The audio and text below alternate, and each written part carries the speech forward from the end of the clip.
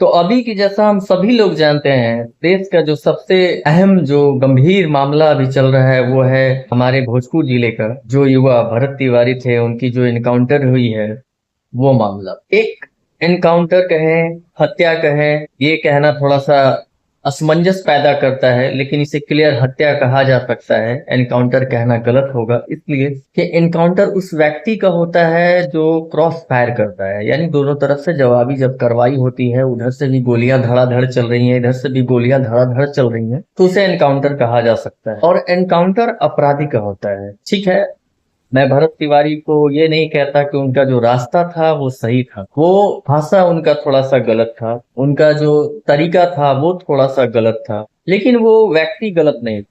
वो जो समाज के लिए एक युवा लड़ रहा था और उस युवा को जब न्याय नहीं मिल रहा था, जब एक ही बात बहुत सारे नेताओं से कहा जाए, अफसरों से कहा जाए, सभी से कहा जाए, और फिर उसकी जब मांग जो है वो पूरी ना हो, सिर्फ खाना पूर्ति की जाए, तो कोई भी फ्रस्ट्रेट हो सकता है। और आज के डेट में कुछ नेता ऐसे हैं जो इसे राजनीति रंग देने के लिए, अपने फायदे के लिए बहुत सारे तरीके से बात कर रहे हैं। कुछ लोग इसे जातीयता के धर्म से जोड़ रहे हैं, कुछ लोग धर्म से जोड़ रहे हैं, कुछ लोग अपने राजनीतिक फायदे के लिए उसे अपराधी कह रहे हैं, तो ये गलत होगा, क्योंकि मेरे नजर में वो व्यक्ति अपराधी नहीं था। और ऐसा प्रूफ भी है कि उस व्यक्ति पे ना ही किसी हत्या का अपराध था, ना ही चोरी का अपराध था, ना ही अपहरण था। वो एक समाज के लिए वीर योद्धा था और समाज की बातों को आवाज उठा रहा था, और समाज में जो गरीब, जो दबे कुचले लोग हैं, उनकी लड़ाई वो लड़ रहा था। सबसे अहम जो वो मुद्दा था वो जमैया गांव का था, जो एक गांव पिछले साल बाढ़ में ढह गया। वो गांव पूरा का पूरा खत्म हो गया, और उस गांव में जो पुनर्वास की, जो उस गांव के लोगों की जो जमीन मिली, उस जमीन पे जो मूलभूत सुविधाएं हैं, वो सुविधाएं दिलाने के लिए वो व्यक्ति लड़ रहा था। उसने अपने आवेदन कई अफसरों से मिलकर दिए, नेताओं से मिलकर दिए, उसके बावजूद जब वो काम नहीं हो रहे थे तो वो बेचारा फ्रस्ट्रेट होने के बाद ऐसा कदम उन्होंने उठाया। ठीक है, कदम उठाना उनका, जो उन्होंने रास्ता इख्तियार किया वो थोड़ा सा गलत हो सकता है, लेकिन वो व्यक्ति तो कहीं से गलत नहीं। और एनकाउंटर उस कंडीशन में होता है जब जवाबी कार्रवाई हो रही हो, तो उन्होंने जब हथियार डाल दिया तो फिर एनकाउंटर करना सही नहीं। ये सरासर एक हत्या है। और इसके जिम्मेवार कौन है, मैं सिर्फ ये एक सवाल पूछना चाहता हूँ। एक हत्या ने हजार सवाल पैदा कर दिए हैं। क्या वो पुलिसकर्मी जिन्होंने हथियार डालने के बावजूद उनकी हत्या की, या फिर ये समाज जो मरने के बाद उनके साथ जुड़ा हुआ है, और मरने से पहले वो समाज कहाँ था? हो सकता है मेरी बातें किसी को थोड़ी सी चुभे, लेकिन ये सही है। वो समाज कहाँ था? अगर ये भीड़ आज, जिस दिन से वो वीडियो वायरल हो रहा था, जब ये भरत तिवारी अपनी बातों को रख रहे थे, अगर ये समाज उनके साथ उस वक्त खड़ा हो जाता तो शायद इस तरह की स्थिति न होती। क्या वो सिस्टम जो भ्रष्टाचार में संलिप्त है, जो उस तरह का कार्य नहीं कर पा रहा था, क्या वो ठेकेदार जो वहां पे उस तरह का कार्य कर रहा है और उस कार्य में कमी को देखते हुए भरत तिवारी ने आवाज उठाया, या वो राजनेता जो उस जगह पे जाके हजार तरह के वादे करके सिर्फ अपने राजनीतिक लाभ के लिए वहां से निकल जाते हैं और उसके बाद वो भूल जाते हैं, और उसी बातों को याद दिलाने के लिए वो भरत तिवारी वहां पे अपनी आवाज उठा रहे हैं। तो कौन जिम्मेवार? आप जरूर अपने विचार बताइएगा, कि आखिर कमेंट करके बताइएगा कि आखिर कौन जिम्मेवार है। क्या वो प्रशासन, क्या वो सरकारी अफसर, वो ठेकेदार, वो जो सत्ता की कुर्सी पे बैठे हुए नेता हैं? वो कुछ नेता तो ऐसे हैं जो सुबह तक उसे व्यक्ति को जातिगत जोड़ कर देख रहे थे, और शाम होते हैं उनका जवाब बदल जाता है। और कुछ नेताओं को तो कुछ पता ही नहीं होता है। तो ऐसे नेता जो आज मांगे पूरी करवा रहे हैं, क्या जब आप उस वक्त कहाँ थे जब ये वीडियो वायरल हुआ था? उस वक्त भी तो आप जा सकते थे, वो तो जीते जी अपनी मांगे बोल रहा था। तो क्या उस वक्त लड़के की मांगे पूरी नहीं हो सकती थी? मरने के बाद अब परिवार की मांगों की चर्चा करेंगे, और जीते जी वो जो मांग रहा था उसकी चर्चा आपने क्यों नहीं? हमारे जो जनप्रतिनिधि है वो जिम्मेवार है, क्योंकि क्षेत्र का विकास और क्षेत्र का विनाश उन्हीं के हाथ में होता है। जब क्षेत्र के विकास के लिए जनता ने आपको चुना, आपको वोट दिया, तो आपने क्षेत्र के विकास के लिए जो वो लड़का आवाज उठा रहा था उसके साथ मिलकर उस जगह पे क्यों नहीं दी? चाहे वो हमारे लोकसभा के लोग हो, चाहे वो विधानसभा के लोग हो, या हमारे मुख्यमंत्री हो, चाहे कोई भी।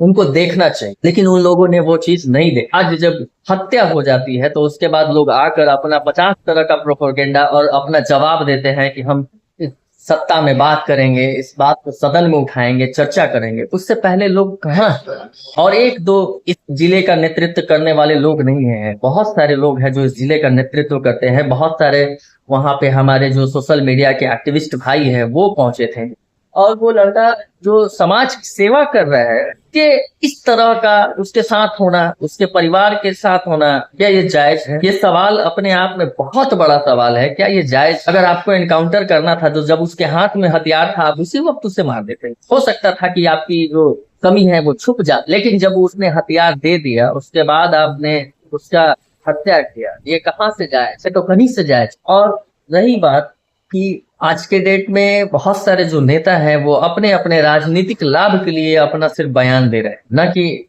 उस मुद्दे, उस लड़के की आवाज को मतलब बताते कि हाँ उसने क्या कहा, उसकी क्या मांग। वो अपनी मांगों पे अड़ा रहा, मरते दम तक उसने कहा कि हमारी जो मांग है उसे मान लिया जाए। और वहां पे जो अधिकारी मौजूद थे, जो पुलिस वाले मौजूद थे, उन्होंने कहा कि आपकी सारी बातों को मान लिया जाएगा और उसके बाद इसकी निर्मम हत्या कर दी जाए। तो मेरा ऐसा मानना है कि इसमें सरकार की भी कमी, जो लोग सत्ता का नेतृत्व कर रहे हैं उनकी कमी। कैसे एक बड़ा अफसर सत्ता का जो नेतृत्व करने वाले लोग हैं उनको गलत रिपोर्ट कर सकता है? कैसे कर सकता है? तब आपने उसे मानसिक भी करार दे दिया था, तो भी क्यों? आप एनकाउंटर के नाम पे बोलते हैं एनकाउंटर करना है। मैं कहता हूँ आप बिल्कुल एनकाउंटर कीजिए, आप उनका एनकाउंटर कीजिए जो हत्या के आरोपी हैं, जो अपहरण में संलिप्त है, जिन्होंने डकैती की है, जिन्होंने चोरी की है, जिन्होंने बलात्कार किया है। आप उनका एकदम बिल्कुल एनकाउंटर कीजिए। जनता आपके साथ है, जनता कभी इस चीज के लिए मना नहीं करेगी। जनता बिल्कुल आपके साथ है, आप जो भी तरफ, जनता कभी भी बिल्कुल आपको मना नहीं करेगी। जनता बिल्कुल आपके साथ, आप दिखाइए, एनकाउंटर कीजिए। लेकिन अपराधियों का, जब इस बच्चे पे कहीं, इस लड़के पे कहीं भी कोई भी एक अपराध का धारा नहीं लगा हुआ था, ठीक है, एक अवैध हथियार कहे या, अभी तो वो जांच का विषय है। अगर अवैध हथियार है तो हथियार का रखने का एक आरोप हो सकता है, अमर्यादित भाषा बोलने का एक केस हो सकता है। तो उन्होंने कुछ छत पर से जो लाइव वीडियो में गोली चलाई उसका केस हो सकता है। आप उस वक्त बचे भी, आप उसी वक्त कर, लेकिन अपराधी तो था नहीं। सिस्टम ने उसे थका थका के मानसिक कर दिया। वो लड़का फ्रस्ट्रेट हो गया, लास्ट में उसने हथियार कर दिया। आज वो जो कटान में जिन लोगों का पुनर्वास कराया गया है, आज वहां पे जो भी लोग जा रहे हैं वो बोल रहे हैं कि वो मेरे लिए भगवान था। वो लड़का नहीं था, वो भगवान था। हम लोगों के लिए दिन रात आता था, देखता था, पानी का व्यवस्था उसने कराया, बिजली का व्यवस्था उसने कराया, हर चीज की व्यवस्था उसने कराई। तो ये आवाज जो है एक ऐसे अकेले भगत की नहीं है, ऐसे तमाम हमारे जिले में भरत बैठे हुए हैं, और ऐसे तमाम भरत जो है अपनी आवाज उठाते रहेंगे। और सत्ता कब तक ऐसे लोगों को मारती रहेगी ये देखना होगा। और जिस तरह से मैं एक चीज कह देना चाहता हूँ, बीजेपी को पहला यहाँ पे जीत मिला और पहला मुख्यमंत्री उसने बनाया। हो सकता है कि ये पहला और आखिरी मुख्यमंत्री साबित हो जाए, नहीं तो जो अपर नेतृत्व है, दिल्ली कमान जहां से चलती है, ना माननीय नरेंद्र मोदी जी को बहुत बड़ा डिसीजन लेना, क्योंकि ये एक छोटी सी बात नहीं है, ये बहुत बड़ी बात। वो लड़का समाज के लिए जी रहा, जब उसने अपने परिवार का त्याग कर दिया, समाज के लिए वो बोल रहा था, समाज की वो बातें कर रहा था, मरते दम तक वो आखिरी वीडियो तक अपनी कोई बात नहीं, समाज की बात। उसके बावजूद भी इस तरह का होना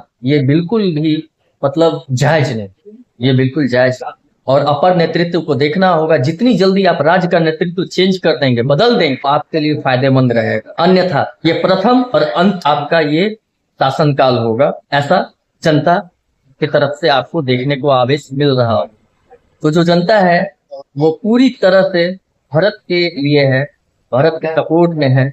लेकिन सवाल एक हत्या बहुत से पीछे छोड़ के जा रही है कि आखिर लड़के का हत्यारा कौन? वो पुलिसकर्मी, वो जनता जो जीते जी इसके साथ नहीं आई, वो सरकारी अफसर जिन्हें वो जिम्मेवारी दी गई थी उस कार्य को करने की, या फिर वो ठेकेदार जो वहां पे सही तरीके से काम नहीं कर रहे थे, या फिर वो सत्ता की कुर्सी पर बैठे हुए नेता जिन्होंने सिर्फ वादा खिलाफी की है और कुछ नहीं। अपने जवाब आप मुझे कमेंट में जरूर दीजिएगा।